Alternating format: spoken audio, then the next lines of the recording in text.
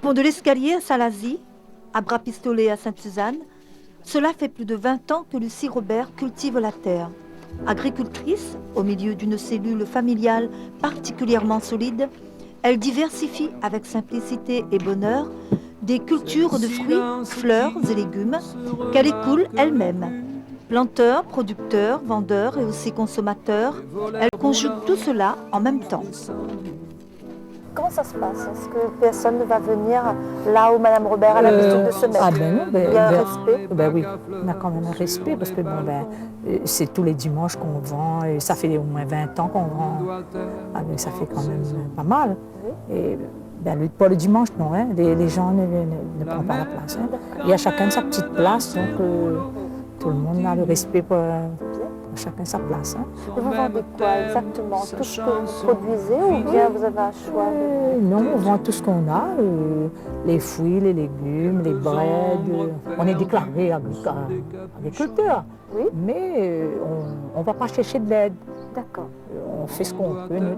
Enfin, c'est pas que mon cas. Hein. Il y a tous les gens du coin. Hein. Ils vivent pareil. Hein. Ils ont leur culture, leurs fruits, leurs légumes. Ils vont vendre ça et puis sans demander. Vous vivez de ça? Oui. Tout le monde essaye de vivre à peu près comme il peut. On fait des, comment dire ça, intercalaires. On fait des bananes, des mandarines, des endives. On vend toujours? Oui, mais on est agriculteur, on fait un peu tout. D'accord.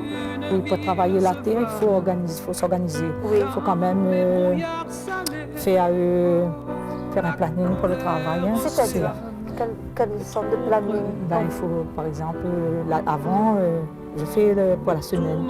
Je travaille pour la semaine. Si je dois aller planter les fleurs, si je dois aller mettre de l'engrais dans les chouchous, si je dois faire tout ça, je m'arrange. Oui, ben, il faut que mimer mes bottes. En plus, mimer des chaussettes pays. Je ne sais pas si ça tu connais. Bon. C'est quoi? Ta poubelle? J'ai assez de plastique. Est-ce que les breads sont prêtes à cueillir? Oui. C'est pas tout le temps. Alors, on m'avait dit, moi, que quand il y a des chouchous, il n'y a pas de bread, quand il y a des breads, il n'y a pas de chouchous. Ah non, c'est pas comme ça que ça se passe. Il faut quand on casse les breads, ce sont les endroits pour casser les breads. Et pour les chouchous, c'est autre chose. Il faut une tonnelle pour casser les chouchous. D'accord. Ah non, c'est pas la même chose. C'est pas la même culture? Ah non, il faut faire en deux parties différentes. D'accord. C'est les chouchous, les tonnelles de chouchous pour avoir les chouchous. Et les breads, c'est pour les breads. C'est que pour les breads. On ne prend pas le pied de chouchou pour les breads, pour les chouchous, non. Mais il faut planter les chouchous GAME. D'accord. Il faut que les chouchous soient durs et puis GAME. Mais habituellement, les chouchous ne poussent pas Non, jamais. Non, ça c'est pas vrai, ça. Ça, les chouchous, au contraire, il faut quand même des soins pour le chouchou. Dans une heure de temps, vous avez combien de paquets? Beaucoup? Ah ben oui, dans une heure de temps, on peut casser 50 paquets comme ça. Ouais. Mais ça, il faut faire vite seulement. Il faut faire vite, mais vous avez la technique là? Ben oui, à tous les coups. Et donne-moi un petit peu la recette des beignets comme ça.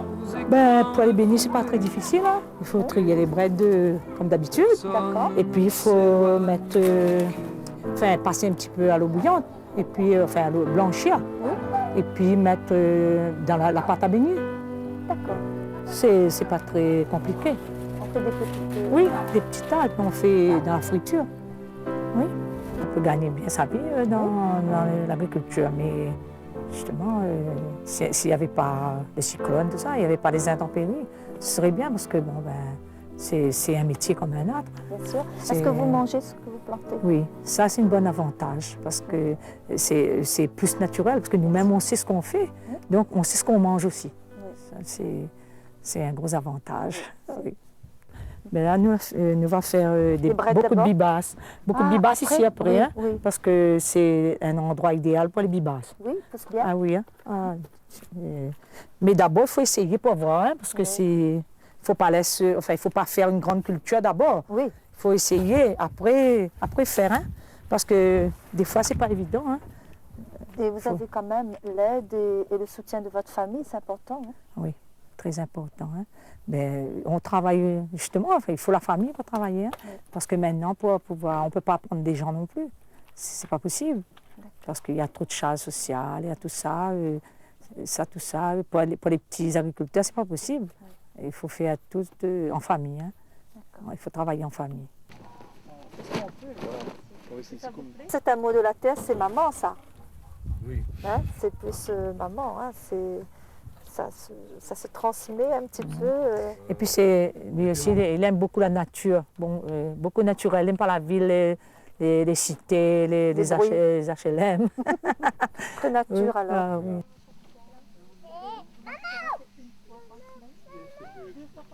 Pour avoir les terres, maintenant, il faut le diplôme. Parce que moi, c'est pas ça que j'ai fait. Lui, il a le BEPA, lui, il a le BTA, le BTS. C'est pour pouvoir reprendre les terres, là, justement. Mais les jeunes, par exemple, même les filles, les femmes qui vont à l'école de l'agriculture, ils peuvent faire, hein, parce que c'est quand même bien. Hein. Même pour les autres métiers, c'est pareil. Hein. Si on fait un diplôme qu'on n'aime pas, on ne peut pas travailler. Hein. Mais principalement la terre, c'est dur, non? C'est très dur, la terre. Ici hein. surtout. Voilà. C'est pas mécanisé. C'est très dur, hein, oui. Pour nous, c'est le plus... On a l'habitude. On a l'habitude, parce qu'on a la moi de la terre, on est obligé de faire tout à la main. C'est pas mécanisable. Moi, je suis l'encadrant associatif. D'accord. Donc, je donne des conseils que j'ai appris en métropole là-bas. Oui. Et je fais le relais entre la chambre, tous les organismes agricoles et le groupement. C'est quand même un partage qui se fait. Non, c'est plus le rôle de technicien. Donc, je donne des conseils sur le terrain, en phyto et tout des points. Sur la taille des pêchers et tout. On a fait quand même pas mal de trucs pour les miels mauriciens. Oui. Et on a fait une pétition pour pouvoir, si on ne peut pas faire quelque chose, quoi. Oui. Parce que les miels maurice, ça dégrade trop la nature et ça mange tout. Hein. Et vous croyez qu'on pourrait trouver une solution? Il y a peut-être une solution, mais il faudrait que les organismes acceptent de financer la cage qui va être mise en place. C'est vrai, il y a une possibilité? Oui, il y a une possibilité. Moi, je connaissais qu'une possibilité, c'est de les manger. Oui, mais il faut d'abord l'avoir appris. D'abord, les agriculteurs. C'est très difficile. D'accord. Maurice. Est-ce que vous avez trouvé un moyen? Nous, on travaille actuellement avec la FDGDEC. Oui, c'est ça, je suis membre aussi de la FDGDEC. D'accord. Donc, ils ont créé une cage. Ça existe déjà parce que depuis l'année dernière, ils ont mis ça en place. Mais avec, il fallait avoir l'accord du ministère de l'Agriculture et tout. Donc, c'est à partir du mois de novembre que la lutte va être vraiment... Parce que l'oiseau a été déclassé gibier, maintenant il est passé à l'état nuisible. Nuisible. Ah, oui. Mais le Maurice mange beaucoup les fleurs. Donc on a des problèmes et il faut fermer la serre. Mais la température ici, c'est pas la même chose. Là-haut, ici, c'est les serres fermées. Oui. C'est meilleur parce que c'est pour pousser, c'est meilleur. Oui. Là-haut, c'est pas pareil parce que là-haut, il faut être à l'air parce qu'il fait chaud et il y a beaucoup d'eau. Et ici, c'est plus frais. Donc, il faut que ça J'ai l'impression que c'est beaucoup plus haut. Oui, ils montent plus haut les fleurs. Haut, oui. Mais là, c'est la hauteur qu'il faut tailler. Hein. Et comment ça vous est venu l'idée justement de faire une serre avec que des anthuriums? Est-ce qu'il y a une demande ou bien c'est un amour comme ça? C'est plutôt un amour, hein, c'est plutôt une grande passion pour les fleurs. Hein, parce que moi-même, depuis que j'étais jeune, hein, j'aime les fleurs. Oui. Mais une plus grande passion, la plus grande passion, c'est pour les anthuriums. Parce que c'est une fleur qui dure et qui est belle. Combien de temps vous passez dans les fleurs comme ça par jour? Ben, à peu près 1 heure de temps. 1 heure de temps. Ah, oui. Ça suffit? Ah oui, il faut tous les jours, il faut regarder, hein, il faut venir voir les fleurs, parce que sans ça, les fleurs, ils n'aiment pas qu'ils viennent pas voir azote. Hein. Ah oui, les fleurs, comme les gens. Hein. Oui. Ah oui. Hein. Beaucoup d'amour, d'attention. Oui. Les rouges, c'est plus demandé, hein. Les gens ils aiment plus le rouge, hein, je sais pas. C'est pas le même rouge qu'il y a dans les bois, mais ici, ce rouge-là est très demandé. Hein. Mais vous n'avez pas besoin d'arroser? Ah non, pas du tout. Non, ici, non, parce que, mon Dieu, avec le temps, même pas une goutte d'eau toute l'année. Hein. Je ne donne même pas. Jamais d'arrosage? Non, jamais. C'est pas la peine, c'est tout le temps mouillé. La pluie tombe presque tous les soirs. J'ai cru comprendre que Mme Robert ne faisait pas que ça. Elle ne fait pas que l'agriculture, elle a beaucoup d'occupations. Entre autres, elle est aussi un petit peu rattachée à la mairie. Oui, conseillère municipale. Conseillère municipale. Quand est-ce que vous trouvez le temps de faire tout ça, Mme Robert? C'est une question d'organisation. Voilà. Il faut organiser. Quand il y a, par exemple, le conseil municipal, je m'arrange pour pouvoir assister. Mais ce n'est pas d'une façon régulière, je dirais. Non, c'est tous les mois. Quelquefois, s'il y a quelque chose d'urgent, on va, mais c'est tous les mois pratiquement. Hein. C'est pas tous les jours, donc on peut s'organiser. Et ça vous apporte quoi? Beaucoup de connaissances, beaucoup de choses, hein. Mais pas très politique, hein, parce que je ne suis pas très politicienne. Quoi. C'est plutôt pour aider les gens. Oui, côté social.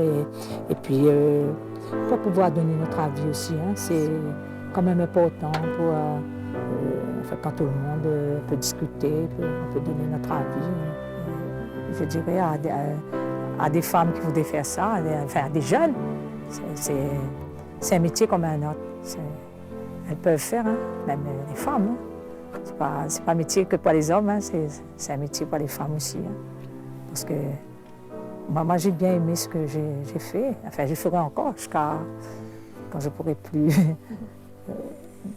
Quand je pourrai plus, quoi. Mais je ferai quand même. Hein, je continuerai, hein, parce que c'est super. Et puis ce sera pour mes enfants plus tard.